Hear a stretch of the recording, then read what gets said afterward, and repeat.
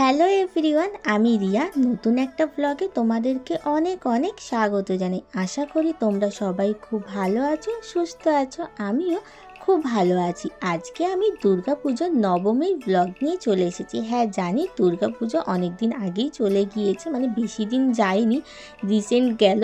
তো আমি বলেইছিলাম যে এই কদিন মানে 5 দিন দুর্গাপুজোর কী করেছি সেইগুলো তোমাদেরকে ব্লগে দেখাবো।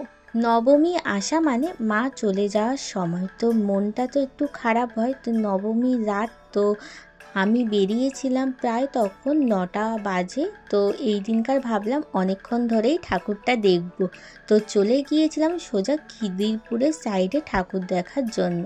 আমি প্রত্যেক বছরই প্রায় খিদিরপুরের সাইডটায় ঠাকুরটা দেখতে যাই। মা তো একদমই যেতে চায় না, কারণ মায়ের একদম পছন্দ হয় না ওই সাইডে ঠাকুর দেখতে যেতে। কিন্তু এখানকার প্যান্ডেলগুলো খুব সুন্দর করে। প্রথমে চলে গিয়েছিলাম খিদিরপুরের ভেনাস ক্লাব। তো ওই ঠাকুরটা দেখা হয়ে যাওয়ার পর ওর প্যান্ডেলটাও দেখলাম, খুব সুন্দর করেছে।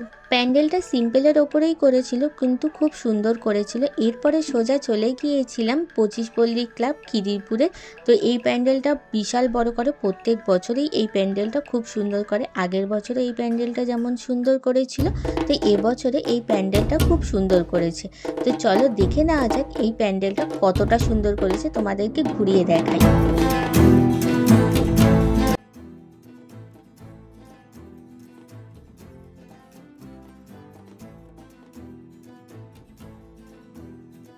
25পল্লী ক্লাবের প্যান্ডেলটা তো প্রত্যেক বছর খুব সুন্দর করে, তার জন্য আবার লাইনও দিতে হয়। বেশিক্ষণ লাইন দিতে হয়নি, কমই লাইন ছিল।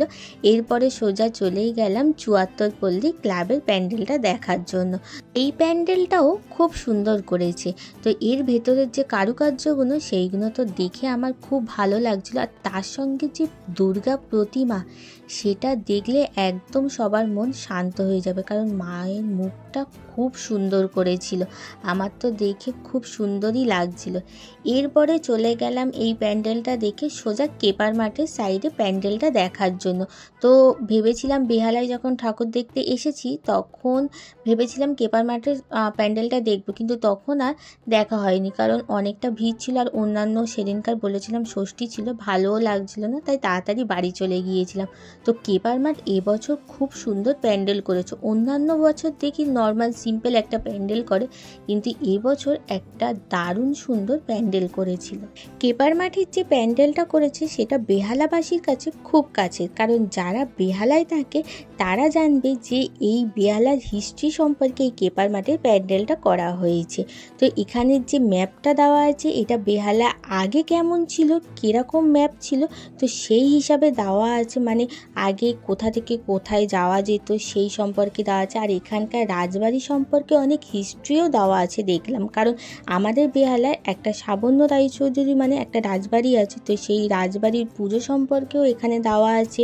তারপরে এই রাজবাড়ির হিস্ট্রি সম্পর্কে অনেক কিছুই দেওয়া আছে। তো বেশিক্ষণ তো দাঁড়িয়ে পড়তে পারিনি, কারণ পড়তে গেলে অনেক সময়, আর এখানে পুরো ডিটেলসেই দেওয়া ছিল, তো বেশিক্ষণ থাকতে পারিনি। এখান থেকে একটু প্যান্ডেলটা দেখলাম। আর তার সঙ্গে যে মায়ের মূর্তিটা করেছে সেটা তো খুব সুন্দরই করেছিল। প্যান্ডেলের সাথে সাথে দুর্গা প্রতিমাও খুব সুন্দর করেছে, দেখে মন একদম ভালো হয়ে গেছে। এরপরে কেপার মাঠটা তো বিশাল বড় মাঠ নিয়ে একটা প্যান্ডেল হয়, মানে এবছর দেখলাম প্যান্ডেলটা অনেকটা বড়ই করেছে। আর কেপার মাঠের এই মাঠটায় বিশাল বড় একটা মেলা বসে। তো এই মেলা থেকে আমি নিয়ে নিলাম পাপড়ি চাট। তো খেয়ে দিয়ে সোজা চলে গেলাম বুড়ো শিবতলা প্যান্ডেলটা দেখার জন্য। ভেবেছিলাম ষষ্ঠীর দিন দেখবো, মানে অনেক প্যান্ডেলই মিস হয়ে গেছে, ষষ্ঠীর দিন দেখবো বলে দেখা হয়নি। এরপরে বুড়ো শিবতলার দিকে চলে যাচ্ছি।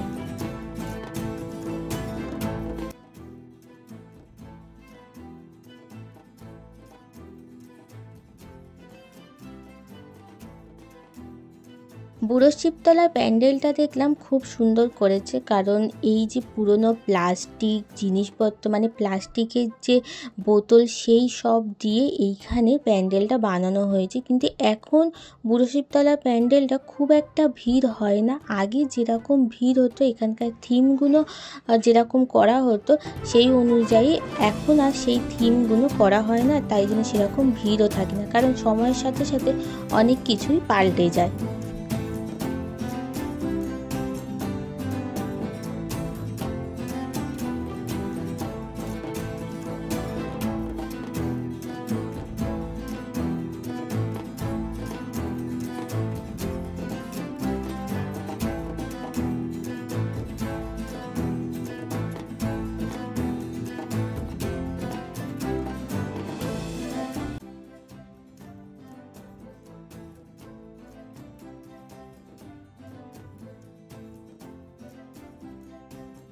প্যান্ডেলটায় ভিড় নাই হতে পারে, কিন্তু প্যান্ডেলটা ভেতরে গিয়ে দেখলাম খুব সুন্দর করেছিল। এরপরে সোজা চলে আসলাম বেহালার সৌরভ গাঙ্গুলির প্যান্ডেলটা দেখার জন্য। মানে সৌরভ গাঙ্গুলির বাড়িতে দুর্গাপুজো হয়, তো সেই প্যান্ডেলটা দেখবো বলে।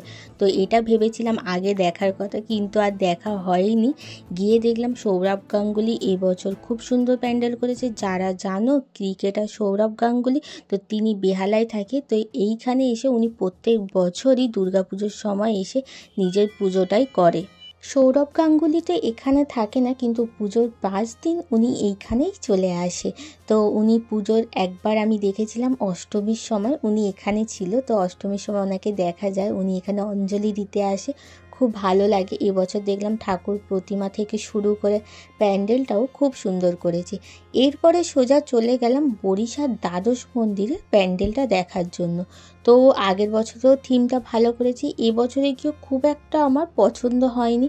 হ্যাঁ, মানে ঐতিহাসিক জিনিসপত্র নিয়েই এখানে প্যান্ডেলটা করেছে, কিন্তু গুহার ভেতরটা খুব অন্ধকার ছিল, খুব একটা তেমন দেখা যাচ্ছিল না। তো গিয়ে দেখলাম প্রতিমাটাও খুব সুন্দর করেছে। তার সঙ্গে এর আশেপাশের যে মানে জিনিসপত্র, সেইগুলো অনেক ঐতিহাসিক জিনিসপত্র দিয়েই করা ছিল, হাত দিতে বারণ করছিল।